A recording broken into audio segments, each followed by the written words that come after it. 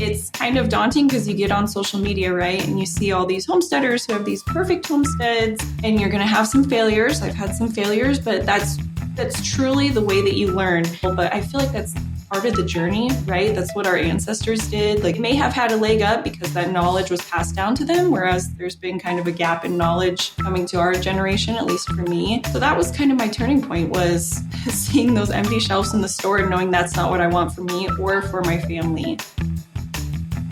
This is Decentralized Radio. I'm Tristan. And I'm Ryan. The goal of this podcast is to help educate you on how to live your most optimal life. We will host industry expert guests to shed light on topics that matter. We are not gurus, rather two individuals who have had to pave their own path to health and vitality, independent of the centralized systems that plague modern society. All right. Hello, everyone, and welcome back to another episode of Decentralized Radio. Today, we have Gubba from Gubba Homestead on the line. How's it going? Good. It's going good. Nice sunshine day out, so going great. That's right. It is so hot here in where I am in Wyoming, probably where Ryan is in Salt Lake as well. So how's it going with you, Ryan? Oh, man, it's steaming. I have no AC. We were talking about this pre-show. No AC, just running with fans. I worked out outside yesterday, like midday, peak UV and heat. It's like 105. Huge mistake. But it was an experience. Also sporting sort of the light stash coming in. Just noticed this now.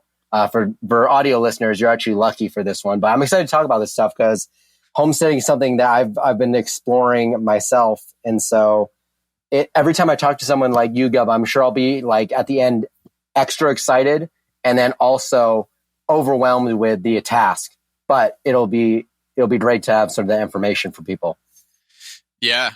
I think it's a really practical, conversation. It's definitely a topic that's become very popular, very desirable for people to kind of go off grid or just homestead, raise their own food, which is cool. I think it's really empowering. So I guess let's start with, what's your backstory? How did you get into this? How long has it been? And what really was like, the inflection point for pursuing a lifestyle like this?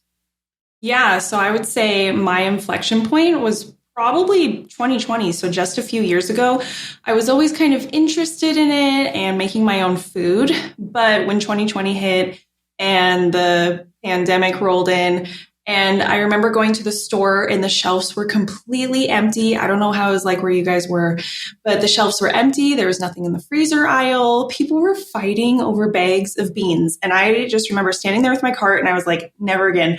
I am never going to be in a situation like this. This is ridiculous to really depend on a system that just fails and collapses, and we see it. And then again, a few years in the future, it's probably going to happen again. It happens during hurricanes. And I was like, okay, I need to put myself into gear to have a self-sufficient lifestyle where I can depend on myself. I don't have to go to the grocery store. If whatever comes next, because something is probably coming down the pipes again, I don't want to have to depend on a system that fails us. So that's really what got me started and how I was in the city. And I was like, this is not for me. This is the last place I want to be if there's another emergency. So I found some land, was able to move, and then just dove head in with all of my animals and trying to just learn the best that I can. Yeah, I mean, that seems like it's actually funny that you mentioned 2020 because I think that's actually when a lot of people started, a lot of people we've talked to kind of really dived into this stuff. And they realized, I think, at least for me, I realized the urgency. I think this actually was a lot of people's wake up call, but people realized the urgency of, wow, I can't rely on other people for everything. I can't rely on the systems. I mean, we talked about this with a few people about even, like you mentioned, meat being off the shelves. I was in LA at the time filming, doing an indie film shoot. And I remember going to the store with my manager to get some supplies for set. And all the meat was gone except for, I told the story many times, but all the meat was gone except for beef heart. So I grabbed that because no one else wanted it. But it was completely empty.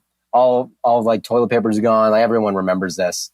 But it was sort of like a momentary moment of growth for me because I realized how reliant I was on so many of these systems that have been in place, and so much of it's monopolized. Like, talk a lot about the meat industry, the big four.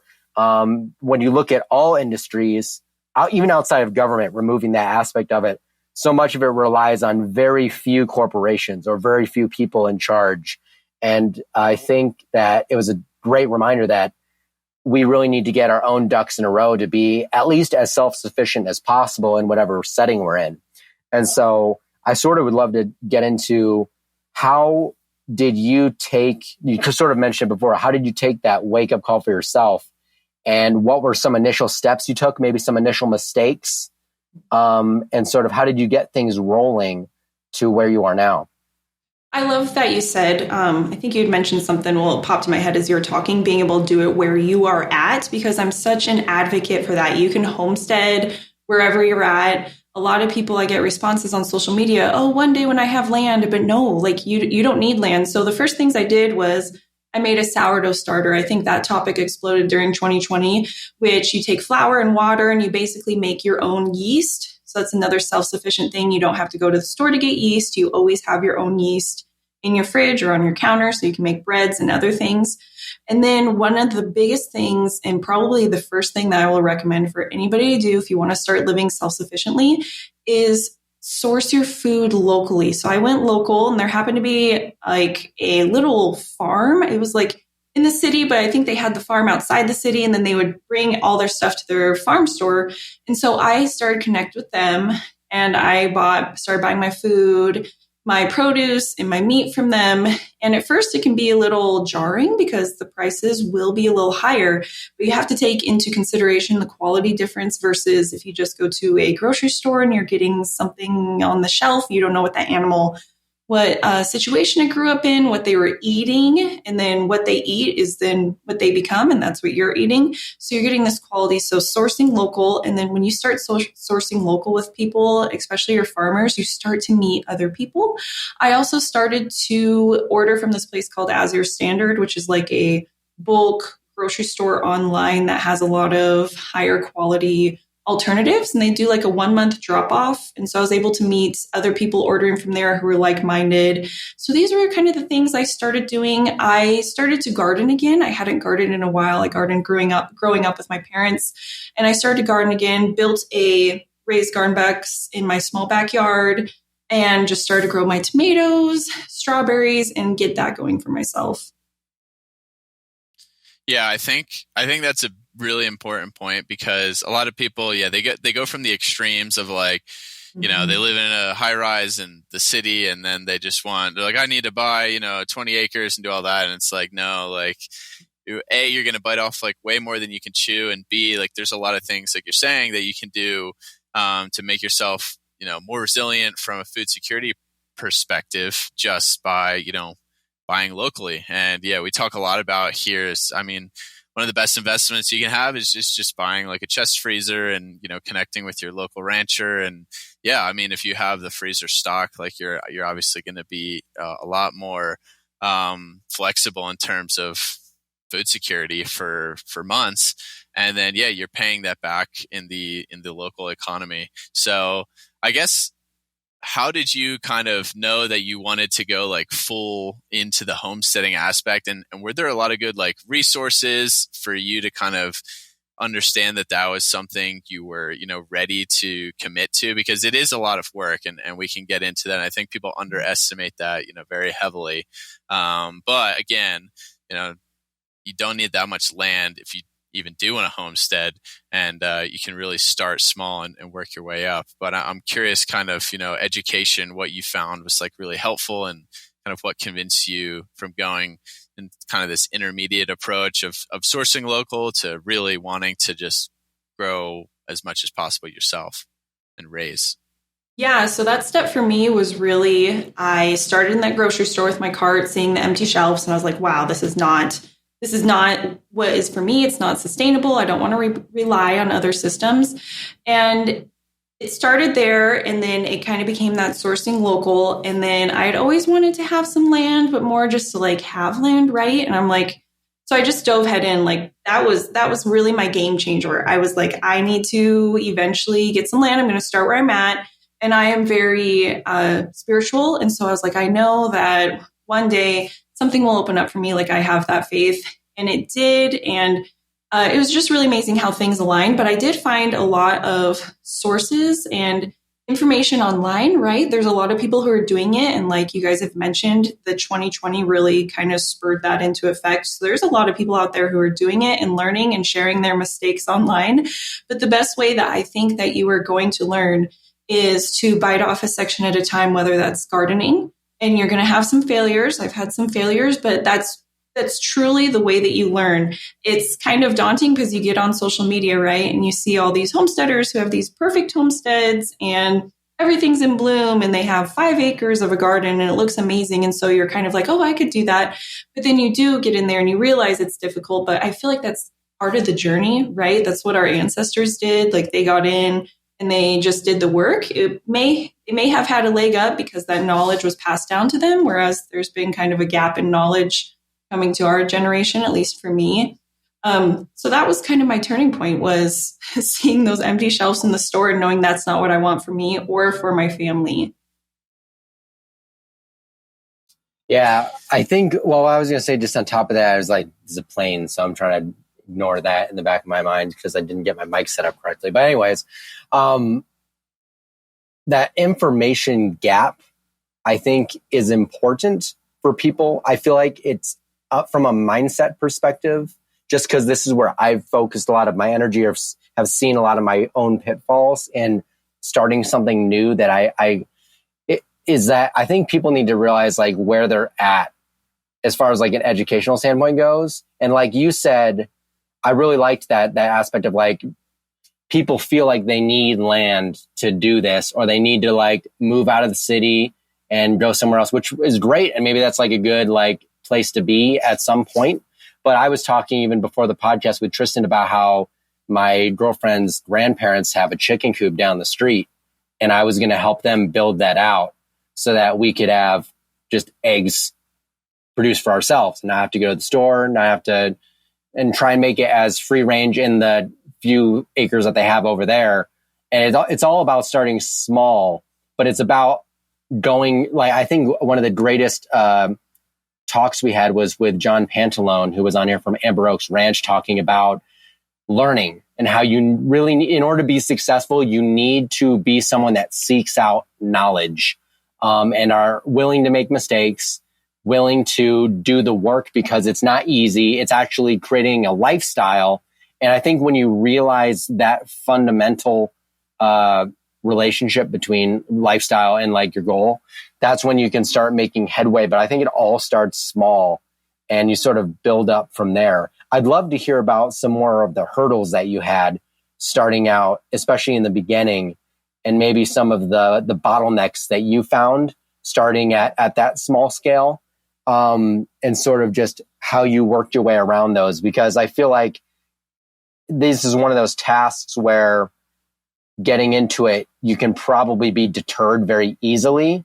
And I want people to sort of see that light at the end of the tunnel in the beginning stages, because they will make lots of mistakes. I'm in the middle of making lots of mistakes, and I'm anticipating those, but there are also some things that you can't anticipate.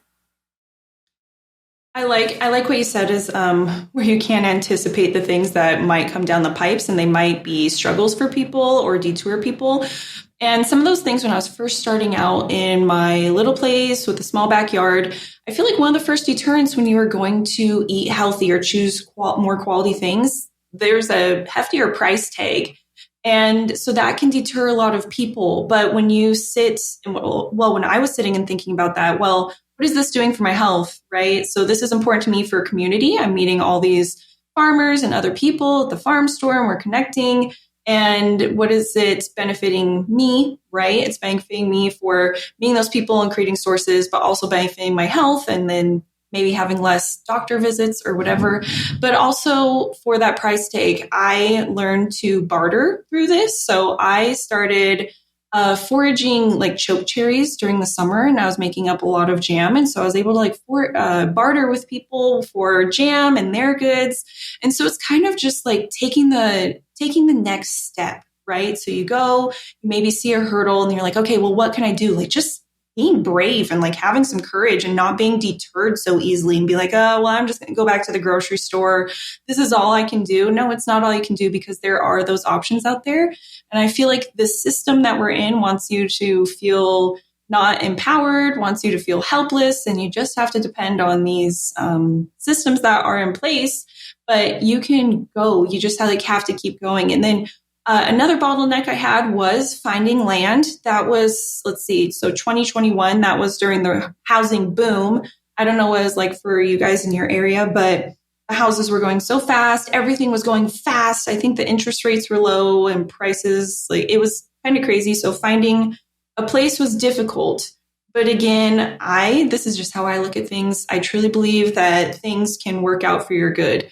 And an opportunity came up and open, and just the way that things worked out for me, I was able to get some land. Again, you don't have to have land when you start out. Like you were saying with grandparents, your girlfriend's grandparents down the road, you can find places where you can have a community garden. So it's just like taking that next step and finding options. There's literally, where I used to live, there was multiple community gardens, and I'd see people go there. I had friends who lived in small apartments and they would rent out a space. So you just have to have that will to keep going and trying for yourself.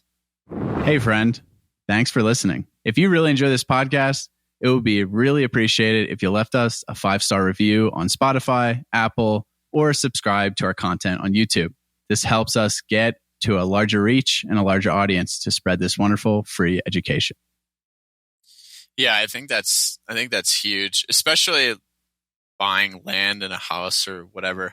It's like, yeah, if you try and force the issue, I think you might end up in a less desirable situation, or maybe pay more than something's worth. It can definitely, patience pays off, I think. And yeah, if you really are, manifesting having something, like, the opportunity will present itself. I really like that. But yeah, also, the cost thing is huge, because I think, as we know, like, food prices in the grocery store have been held like so artificially low for so long. Subsidies, industrial farming systems, that people have just like a disillusioned perspective on the cost of food, especially high quality food. And we've talked about that kind of at length here on the podcast. We've had Stefan Van Vliet, who does the research that shows, higher quality forage, diverse pastures leads to higher nutrient dense meat. And I'm curious, is the health side of things something that, you were interested in before, or you kind of just realized that it all made sense as, this all like culminated together? Because it really, there's a lot of people who get into this from, the freedom, the, food security perspective, and just like wanting to tell the government to, give them the middle finger. But then there's a lot of people who just want to raise their own food because they're so, into the health space. I think it's interesting. I think a lot of folks are starting to come together on this topic, and it's cool to see. But I'm curious if that was the case for you, or which came first, I guess. So the self-sufficiency aspect came first for me, and I feel like that ties into health. But as I was going through this, and this is embarrassing to admit for me, but I talk about on my socials, I was vegetarian for 10 years. So I was even meat adverse. I was, so I wasn't super into it. I'd eat eggs. But then when I finally went full blown into homesteading and really discovering the system for what it is, and big pharma and all these things, I feel like you guys probably know and understand based on what I see online. But then the health thing really kicked in, and I am extremely aware of what goes into my food. I eat meat now. That's the majority of what I eat, the fats. But I feel like it all ties together, like homesteading and self-sufficiency and trying to be the healthiest version of yourself. It all ties together. And these, like you're saying, how the grocery store system has been held so artificially low, we've kind of been living in like a facade almost, like kind of this fake system, and it's crumbling before people's eyes. And I feel like people are kind of panicking, and maybe the panic hasn't fully set in yet, but that's why I think it's so important to get this information out there, that people are capable with where you're at, and to not forget that. Yeah, I just want to say, it's like, to me, I kind of love seeing when all these, belief systems, they are all connected, right? Like, your health is your wealth, and being healthy, having high quality food, buying it local, like that's all decentralization and preaching freedom at the highest level, at the community level. So I really, try and convince people who maybe aren't as aware of these things, that are just in it for like the freedom aspect, because it is important. And that's really interesting. So I'm assuming, I guess, do you feel a lot better now that you started eating meat? Maybe also discuss, what it feels like to just like eat the products of your labor, because I feel like that's like an experience, that most people can never really have. And, you can't get more local than your own like yard, really. And there's, aspects of health and, positive energy and frequency that we could never comprehend. And I bet it goes a long ways when you put in the work and love to raise food the right way. I like what you said too, is like a lot of people don't have that experience of enjoying things that they raise. I talk about it on social media. We have been so disconnected from our food, the eggs that we are getting from the store, the conditions that the animals are in. If we decentralized it and just went local or raised our own chickens, it would just be a whole better system for the world, the animals, everything. But I can't even explain the connection that you can have with your food, where I go out there, I gather the eggs. I know that they are nutrient dense because my chickens have been out foraging all day, and I feed them, I water them. So you have this connection and they follow me around. So it's really cool to have that connection with your food. And right now I have goats for raw milk, which is amazing. I go out and milk in the morning, and then I'll drink their milk once it's cooled off. And it is just amazing to watch them work the land. So they get rid of the weeds and they're eating the grass and the shrubs, and then they turn that into this product for me, like they had for thousands of years. And so I think another aspect of homesteading is reconnecting with our food. Like the connection with our food is so gone and so lost, and people go to the store and they think that the chips on the shelf, the Doritos are food, or is food. And it's not, and I don't judge if anybody wants to eat that, like you do you, but like, it's just crazy to think that it's only taken a few generations for the system to completely disconnect us from our natural ancestral ways of how, humans have been for thousands of years. Yeah, I mean, speaking on that too, is we did a live recently where we sort of talked about the loss of generational wisdom, and how we even look at our elders in like a different, I think my generation, and I mean, maybe the generation before me and after me, view old people in a certain light that's different than maybe ancestrally how humans have always viewed, elder people. They always looked at them with like some sort of revered knowledge. And it's interesting. I actually have had really good discussions with my grandpa over the last year about stuff like this, because he grew up on a farm in middle of Michigan. They pretty much produced all their own food. His uncle was a butcher, so they had local meat from him. And that was like the system. And it's interesting, like what you said, like how much can be lost in only a few generations. And I feel with the exponential growth in tech now and in the future, it's going to be on this curve until we hit infinite, basically. I feel like that loss becomes more and more every year with each generation. Not to say that all the things that we have now aren't great and have a place, because I also don't want to bash, like, we wouldn't be able to talk right now if we didn't have advancements in tech and all this communication stuff over the last like 30, 40, 50 years. But I feel like there's this growing reliance on, like you said, the systems that we built. And I think we realized how everything's built on a stool with maybe two legs, and it's just barely balancing.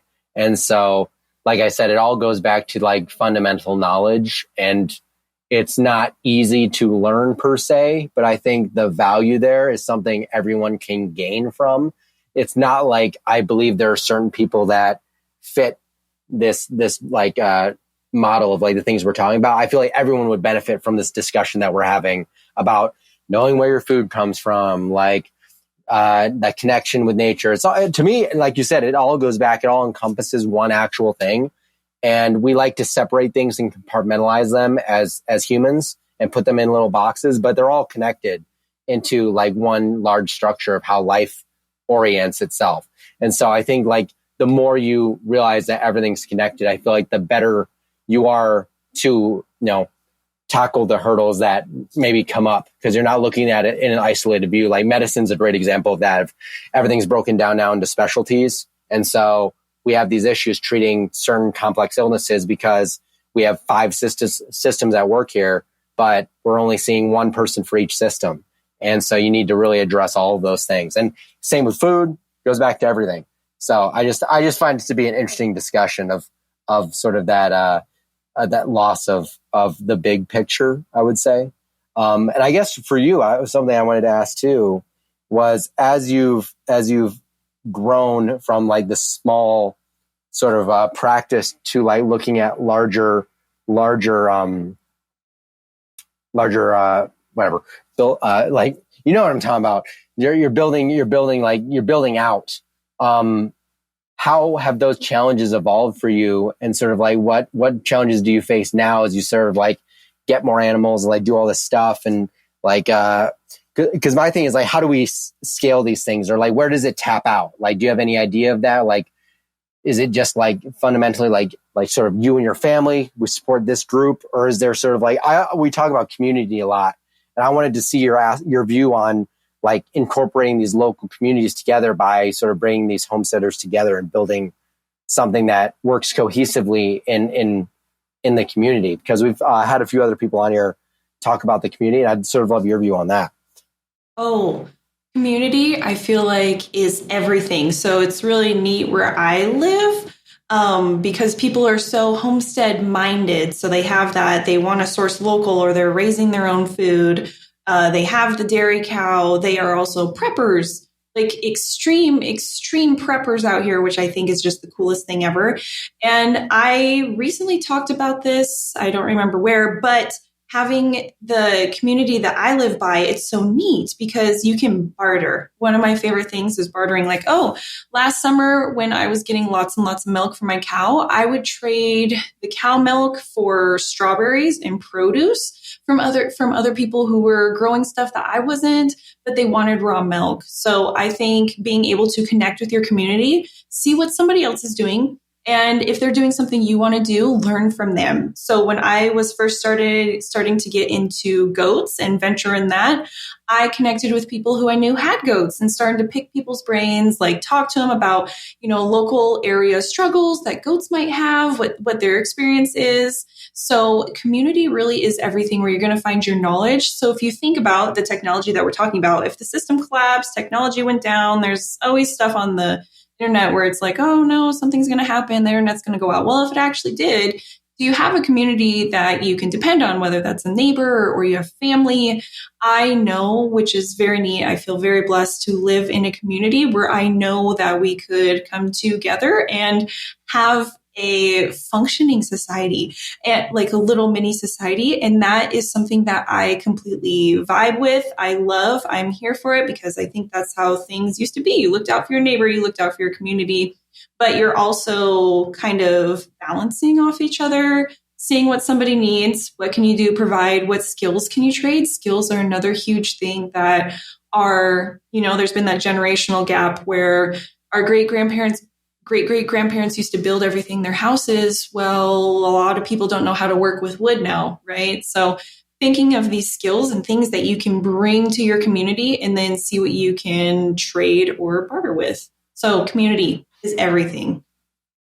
Yeah, I think people should just watch Walking Dead, at least the first couple good seasons, and then be like, all those skills, learn those skills. Minus the zombie killing part. I'm just waiting, because we're talking about sort of value for value here. I just had to jump in for Tristan and be like, I'm waiting for Tristan to be like, oh, Bitcoin. I wasn't going to ask that, but I was going to say in general, maybe, But in general, where, just to give listeners some context, where are these relationships being built, conversations happening? Are you going to like local farmers markets? Are you knocking on people's doors? Like, how are you? Did you move to this area, or was it kind of, and you were like, fresh start? Like, how did you build out this community that, probably inherently already existed and you broke into it? I just want to, give the listeners some context, because it can be intimidating, but of course, it's not that hard if you put yourself out there. Yeah, I like what you said. It's not that hard if you put yourself out there, but I feel like a lot of people may feel nervous, and social interactions can be a lot. But once you realize that social interactions are kind of weird for everybody, it can make you feel better to do. Like, just go out and do that. I feel like if you move to a new area, like I did, knew nobody. And if you want to get into this more self-sufficient lifestyle, go to the farmers markets. And there's also like other meetups that your local community will have. I know that right now there's like a big gardening meetup with a local farmer, and he goes through his garden just on his own free time, which is really, really cool. So you can go to things like that, like see what your community is doing. But for example, I went to the farmer's market a few weeks ago, and I saw another beekeeper selling his bee products. I do bees, and I just wanted to go and chat with him, see what kind of bees he has, what's working for him, what's not. And so we had this great conversation. And then he gave me his card, and we exchanged information. And so now I have another source of bee information. So it's just little things like that. If you're interested in something, a farmer's market is great, because those people who are there selling their products, they believe in them. That's why they're there, and they want to connect with you. Another way that I met people early on, before I was really into the land and had moved, is I ordered online from that little online grocery store, which has prepping items and items in bulk.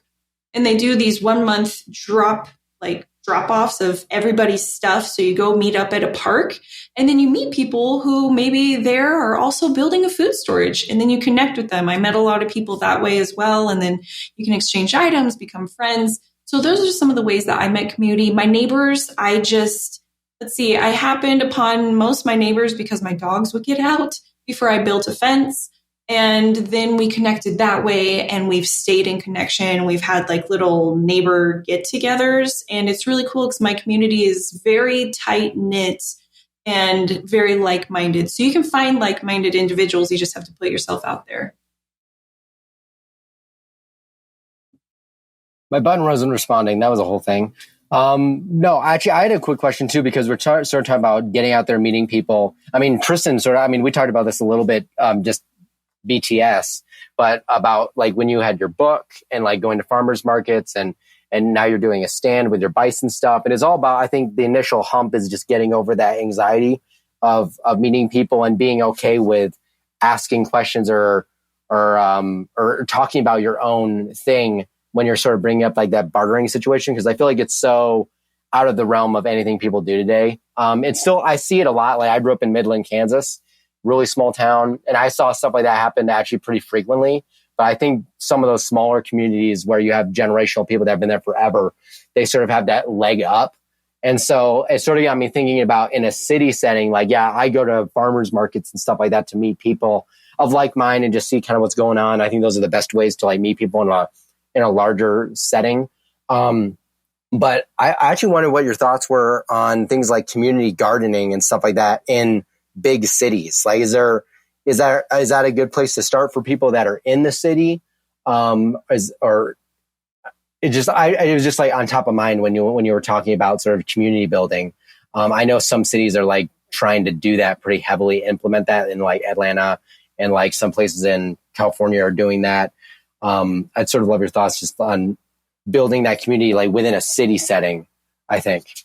Yes. So just even talking about community gardens gets me excited, because if you have people listening and they want to get into homesteading and they're in the city or an apartment, they just don't have that, community gardens are the place to be, because one, Some of them may let you trade services where you just go and work and you help them with garden tasks, and then you get a little plot and you can garden whatever. And another, like talking about meeting people, what a great place to go meet like-minded people. So there are going to be other people who are in your situation. Maybe they can't have a garden at home, but they have gardening knowledge, and then you guys can exchange knowledge. And so I'm just looking at these things as like little seeds where you can go and you plant your water. It's literally a garden, but then it flourishes into something that you might not even ever expect. Maybe that person has a piece of land for sale somewhere, and you just literally never know what kind of opportunities. But like I keep saying, is you just have to put yourself out there. And I'm so happy to hear that more places are doing community gardens. I went to a few with my friends who they had a little garden plot, and it was just so cool because there really is a sense of community, and everyone was there and they would help each other and offer tips. So yes, absolutely. If you can do a community garden, do it. Yeah, I think the putting yourself out there is huge, but also like building the skill set before you jump in. And John Pantolon talked a lot about that. He kind of, was like, building houses, flipping houses was his side project. And then, he eventually built houses on his farm, and, he had these skills.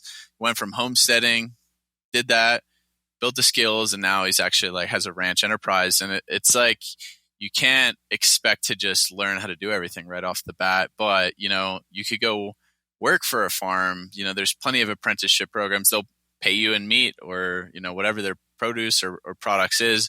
The community garden seems like a great way to learn. So I would highly recommend experimenting with these things if that's like your end goal, because yeah, I mean, you need to learn the skills somehow, and it's better off you do that before you make a big, financial commitment. So I'm curious on your end. A lot of, the other things we've talked about with homesteaders is kind of how they've balanced like going from like a traditional work setting to homesteading. And I think both our previous guests still like work part-time remotely while they homestead. How is that? And this is often, something that's maybe like a gray area in the space.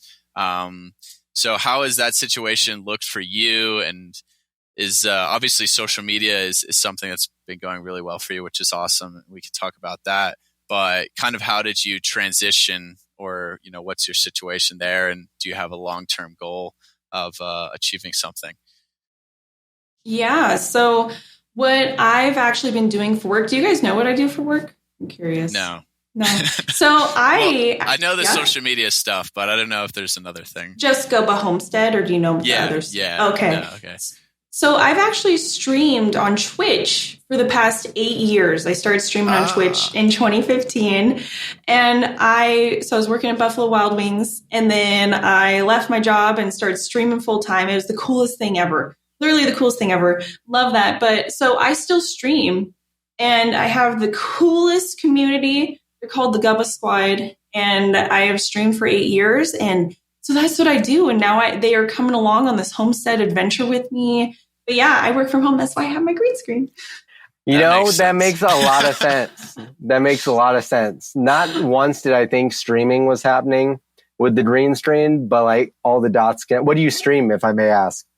So right now I do a lot of chatting like we're doing right now, talk and get to know the community, but also I play Fortnite. I was wondering, I have just some of my background. Like I've been in the social space for like 7 years. It's basically the only thing I've done. So I have lots of friends that stream, and that's like their main gig. But I always wonder what people do, because it's actually branched out quite a lot. Like I think people don't realize that, especially if you're like maybe of like the boomer generation, you don't understand any of it. But it's really branched out. Like lots of people do lots of different things on Twitch. So that's actually really cool that you're able to sort of balance those two things and even incorporate it with the community. Like that's a really big way to increase reach, which I think is important. Yeah, that. And I'm also going to do more homesteading streams. I've done a few, but I think people are really interested in that. And I used to do a lot of cooking in 2016. I was one of the first people to start cooking on Twitch and doing like this homemaking thing. So doing more of that. And then long-term goals, I have a huge product that I'm going to be coming out with on the homestead side that I'm really excited with. I've just been brainstorming of like how I can get things to the audience. So I have a product coming up soon. I also have like a food storage course that I did. I'm super into food storage. Like we talked about that 2020, and after that, like things just clicked. I have a food storage that can last me for a extremely long time. And so I teach people how to do that. I also have downloadables for people for prepping and how to build a food storage. Things that I use. I literally sat earlier this year and I was like, okay, what would have made things easier for me when I was getting into it? So I made these downloadables and these courses for people who don't know where to start. They're just on their journey. And so I'm trying to get that homestead reach out to them. So those are sort of other things that I'm working on besides what I do streaming on Twitch. That's awesome. Actually, kind of going along with that sort of leads into my next thought with that is, and I'm sure food storage is part of it. My grandma was huge into food storage. I thought she was kind of crazy old lady with like a huge garden, who just like lived in the country, but she had a whole room. It was actually underground too. So it was like cooled with the soil and stuff. But just like jars, just like, I don't even know how they dug this thing out underground. It was just like just like jars of everything forever, like artichokes, like all this stuff. So where does seasonality fit in your realm of food? Because me and Tristan talk a lot about that on the podcast and have with other guests of sort of like eating seasonally and stuff like that. But I'm assuming like, how does that work with like food storage, and what's your kind of view on that stuff? So I really am getting into eating more seasonal and eating more what's local, sort of. Tristan, I'm pretty sure I saw a tweet where you talked about that. I think that's like, I really like that. Yeah.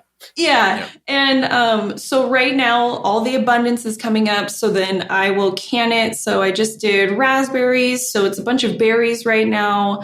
I'm getting ready to do my garlic. So I'm not really like where I'm at, where I'm just going to eat berries just in the summer. If I can them up and then I want some in the winter, I think that's great for me personally, but I also will eat a majority of like meats and those like potatoes and stuff during the winter. That's just what is like sustaining for me. And then in the summer, I'm out eating the fresh things. So I'm getting there, eating more seasonally and being aware of that. I like stopped eating bananas recently. I'm like, oh, bananas aren't local. So I'm just kind of getting to there among all the other things that I'm doing.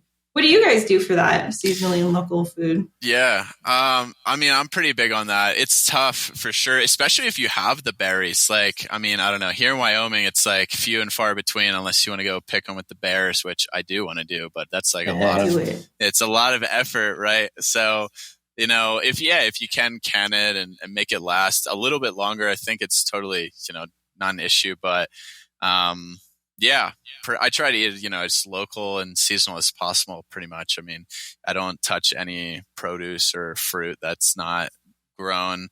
For sure not grown in the United States, and 90% of the time, just like within, the state of Wyoming or, the tri-state area. And I think it's, from an energy utilization perspective, as well as, just trying to support the local economy as much as possible. It's great, but I know it can be very tough for people, and if you're not connected. So for here, it's a lot of animal products. Definitely. Yeah, it's the same for me. I mean, I'm just like barely south of you in Utah, so it's kind of similar. But the other thing too is like with that, I always joke with my girlfriend because she likes mangoes, and so I'll just be like, "Did that grow here? Did that mango grow in Utah? Is that a local mango? Looks pretty big for a local mango." But it's like the berries too, like the fruit up here. It's like it's like berries and things, and the wild berries especially. I mean, they're this big. They're so small. Like if you think about ancestrally, like how many calories they're probably getting from these berries. I mean, it couldn't have been that much. I don't know, but they're very nutrient dense. Like they're so nutrient dense for like that little berry, which is awesome. But the time investment is quite high, but you forage quite a bit for berries. So I'm curious to hear, what you found with that. Is, there a secret to like being I was going to ask, or what you said, choke berries is kind of in your area, the main thing? Yeah. So my last area, there was choke cherries. And then I just did a load of pie cherries. So there's a lot of pie cherries. So it's kind of cool. And my area, you can go around and kind of just find random fruit trees or that they were planted a long time ago. Of course, you make sure they're on like public land, public or state land, because you don't want to trespass on anybody's property. If this is also going back to connecting with your community, if people have extra, they will share or call you, hey, do you want to come and get these plums? I have pears coming in and apples, and I'm going to have way more than what I know how to deal with. So I will be calling my neighbors to come and help me pick. I also just foraged huckleberries. I don't know if you guys are familiar with those berries. Yes. Very much. Yeah, with the bears. You're out with the bears. Yeah, and those are some of my favorites. And I think I foraged about 5 gallons. But for me, it's like this joy. I get so much joy being out in the woods. It is one of my most favorite things ever. So I will go out there. You can forage elderberries, which are really great. Trying to think, you can do thistleberries, wild strawberries. So I really like foraging. Yeah, no, huckleberries are like gold out here in the Rockies. Yeah, I know, like my brother-in-law's family goes out and forages a lot for them, and you know they'll share meat, they'll share anything with you, but they don't share their huckleberries because it's like that much effort. But can you grow? Like, could you get a huckleberry bush and grow it in your yard, or would that not like work because of elevation and things like that? Yeah, there's some elevation, and I think that there's just some things that thrive being wild. There's like garden huckleberries that you can get and grow the bush, but it's not going to be the same as somewhere in the middle of the mountains. And I think when it comes to nutrient density, there's definitely going to be a difference versus something that is grown on a mountainside, undisturbed, versus something that has been, in the garden, cultivated for that environment. So I think it is an elevation thing, and also just the environment. Maybe if you had wooded property in the mountains where they naturally grow, you could have some in your garden, but totally. I don't think you could ever take. I know when I was younger, we tried that and it didn't work. So I'm speaking from that. And with fruits as well, like pear and apple trees, I'm just curious, like, is that something that's taken like a few years to really like blossom? Because I know fruits especially, it's good to like plant stuff kind of like as early as possible if you want to, it takes years to build up, I guess. Are you interested in 100% grass-fed, grass-finished bison meat? I'm excited to be a partner with Falls Family Ranches. Based in Wyoming, Falls Family Ranches is raising high-quality bison meat the way nature intended. As a native large ruminant of North America, bison is one of the most nutrient-dense foods you can consume. If you're interested in trying out their bison boxes, use code Tristan, Tristan, 10 for 10% off your first order. Yeah, so I got lucky. The property I got had 3 pear trees that were full grown and a Honeycrisp apple tree. So those are full grown and still bringing fruit. And then I planted this year, I think, 9 fruit trees. But my peaches that I even planted this year are bringing in peaches. I'm curious to see what those look like because they are smaller trees. But yes, you want to plant as soon as possible. The best time to plant a tree was yesterday. So just that's another encouraging thing that I would say for people. Wherever you're at, try and plant some fruit trees or some fruit bushes, because even in a small area, you could have like raspberries and that can feed you. Like any way that you can get food and maximize your space, get rid of lawn, which I think is a waste of space, and maximize it for yourself and your family, I think is a huge win. Yeah, I mean, even piggybacking off that, like my parents removed a whole patch of grass in their backyard along their fence, and they have a green space behind their house. That's kind of nice. But they removed like this entire patch and planted raspberry bushes several years ago. So they have a bunch of those spread like wildfire. And then they have a peach tree that I swear every year gives you more peaches than you could like ever handle. Like we freeze the crap out of them and jar them or whatever. Cause like so many every year. So like Tristan, next time you're here, you need to like take some peaches. Okay. But like it's interesting to see how things grow differently. Cause I know up in my grandparents' cabin in northern Michigan, they have wild blueberry and wild raspberry bushes, and they're different than the ones that you put in your garden. Like they look different. Of course, soil's different. I mean, environment's different here and everything. But even going up into the Uinta Mountains, I found raspberries up there and they're completely different than the ones down here. So actually with foraging, like I have a friend that's been getting really into it. I don't know if you have any insight on like good resources for getting started with that, like good books, any of that stuff I think would be valuable for people. Cause I think a lot of people are into the idea of it, but I don't know if they know where to start. Yes. And again, this even goes back to community. When I first started getting into foraging, I joined a foraging page on Facebook that was local. And then people will post on there like, hey, the morels are out at this elevation. Usually people won't share where. Some people will, but generally not. Nobody wants to share their spot where they're getting these delicious treats. But that's when I really wanted to take it seriously. I joined that page, and then locally people will show you what's out and what's in your area. That is the best. Yes, you can get books that are local, but actually like seeing the posts or talking to people who are going out and getting the different mushrooms, because all these areas have different kinds of mushrooms. And you want to be careful with that, but also what kind of berries and what other things. It's so cool to see what people are foraging in your area and that you didn't even know what was growing in your area. So another thing that goes back to community is even foraging. That's so true. Yeah. I want to get back into that. I bought one of those books, like foraging. I haven't read it, but I grew up like picking mushrooms in Austria with my mom. And I was like, this is like so cool. And yeah, So it's cool. just like this adventure as well. But you do need to know what you're doing because, yeah, I mean, mushrooms, toxic. There's berries that are toxic. So, you got to be somewhat careful, I think.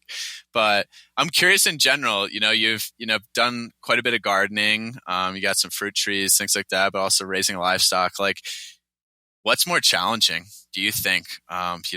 Livestock or raising like produce and things like that? So for me personally, would say the livestock so far, because I feel like there's so much that goes into animals, but there's also so much that goes into gardening with rotating your crops and, fertilizing the soil, having a compost. But for me, that's more manageable. Whereas animals, if the animals get out of their fencing and you have to chase them back or something happens, it can quickly become a huge disaster. That's why I really love goats as compared to cows. I had a cow last year and I have cows actually right now, grazing. I lease some for grazing. And I prefer doing things like gardening, smaller scale, but because I feel like animals are so difficult and if they get sick and then it spreads. And then another thing with goats that I had to be aware of is biosecurity. So if people come over and they've been around animals, which everybody who comes over has been around animals, they have to wipe down their shoes because something could get into the soil and they have to wash their hands and before they even go around my goats. And so animals are difficult. Or if you have a raccoon that comes in and takes out your whole chicken coop. But gardening could be difficult if you didn't have fencing. Like last year, my garden was extremely difficult because I didn't have 8-foot tall fencing like I do now. So the deer just ravaged it and destroyed it. And so I think it's going to depend on your area, especially what your interests are. What kind of fencing you have is going to be a huge thing, whether it's going to make things easy or difficult. A lot of people detoured me from goats because they said that they were a nightmare and they got out all the time. Well, I have proper fencing for goats and it's just been a dream. It's been so easy, made things extremely easy for me. So that's going to, I think, difficulty is going to depend on your interests and your land and what resources you have. Yeah, it's actually funny you mentioned goats because my dad grew up with a lot of goats and he said they were like the best thing they ever had was like goats and then getting goat milk and like all that stuff. So like I've always leaned towards if I were to start with some animals, I think I'm going to start kind of small with like these chickens that are already at my disposal and kind of see how it goes, like learn their ways or whatever. And then sort of like down the road, a couple of years, get some land, do some stuff, get some goats, see how it goes. But I've heard that about cows as well, being like kind of tough depending on. And we spoke to another friend of ours about homesteading, Scott Miller, I believe, and he was talking about how like kind of have to always be prepared for the unexpected. Like you got chickens, we got to worry about coyotes sometimes. You got to worry about whatever depending on where you're at. So it's sort of there's things will happen. You just got to be ready for things to happen and be okay with it kind of going upside down some ways. But as far as like gardening and stuff goes, do you suggest that people like start there because it's kind of like the path of least resistance and then you learn a lot? And like, of course you have a lot of guides for stuff like that. So I think you have a lot of good resources, but is that sort of like, I guess really it's like start where you want to start. But I know for me, I think we already kind of talked about it, but it's like, what's your access? Start with what you have access to and then kind of build from there. Do you have any sort of, this is sort of a broad question, but do you have any sort of like beginners mistakes to look out for? Like if I'm just like getting started, like got a garden going, doing that stuff, like with animals specifically, do you have any like words of wisdom from your own experience of like, maybe start with this, maybe start with chickens, maybe start with whatever? Because I know chickens you can kind of do in a smaller space, but you still like give them room. Yeah, smaller enterprises. Yeah. I would say, yes, a word of advice if you're getting into animals, start with chickens. They are truly like such a gateway livestock animal because you still have to feed them, water them, you can practice rotation with them, and they are simple. I feel like they are so simple. I even made a chicken downloadable that helps people get started with having chickens and goes through how to do your coop and other amazing words of wisdom in there to really just guide people in that direction. I wish everybody would have chickens. I think the only reason you couldn't have chickens is if your HOA says you can't have chickens. They are so easy. They just need a little roost, a little nesting box, and a little safe place to go in at night, and they can just roam around your backyard. So I would start with chickens, absolutely. And be aware of what kind of predators you have in your area, like you were saying. And then, let's see, I'm trying to think. Did you ask if there was like mistakes? Was that another one? Oh, I was just wondering about common mistakes because I don't have any like personal experience. I'm like just getting started with like this chicken endeavor. And I sort of have a leg up because like the base has already been built for me. It's more about just optimizing their space. But maybe I'll have to check out your downloadable just to like get started.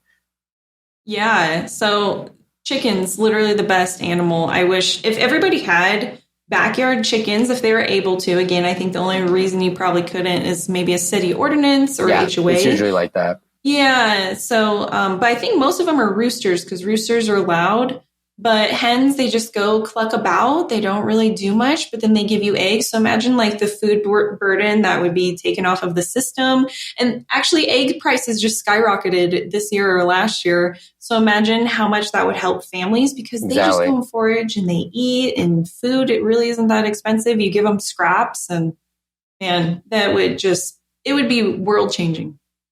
Yeah, I think Joel Salatin said if everyone had like backyard chickens, there would be no egg industry. But here we are. How much? Yeah, the food scraps is cool. And my sister just got a few chickens in her plot of land and one duck actually yesterday. So, what percentage of like, food scraps are you utilizing to feed your chickens and or like composting? Is it pretty close to like nearly all of it? Because I think that's kind of like almost the most incredible part of having a self-sufficient system is there's really not a lot of waste. Yeah, I love what you said. There's not a lot of waste. So things that I can't compost, like the meat, I will give that to my chickens. So if there's leftover meat or something I'm not going to eat, like earlier this week, I made a hash, but then I ended up making something else. I have all this abundance coming on right now. And so it was just like a meat hash and eggs, a little bit left over, gave that to the chickens. They loved it. And then what's so great is they take that amazing quality food and then turn it back into amazing quality food for me.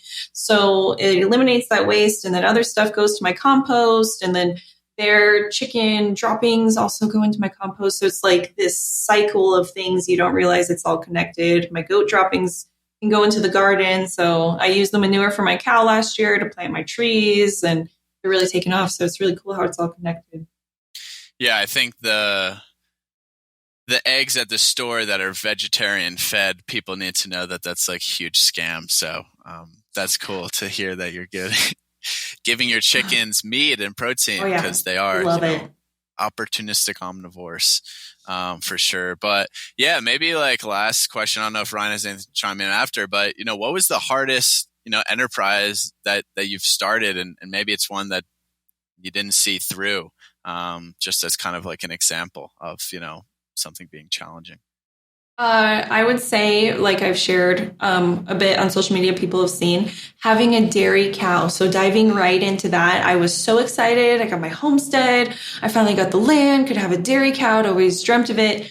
Got the cow. And then realized cows are a lot, especially I did not grow up with cows. The last time my family had cows was like my great-great-grandparents, they had cows. So, that lack of knowledge is gone. So diving in, and then she was pregnant. She ended up having twins, but the biggest hurdle, which was cool and ended up working out, was she was giving me 3 to 6 gallons of milk a day. So that is way too much milk for me. So figuring out what to do for the milk, and I didn't have like all the livestock I do now. I would give some of the raw milk to the chickens, the dogs, and barter it. But even then, I was still left with so much milk.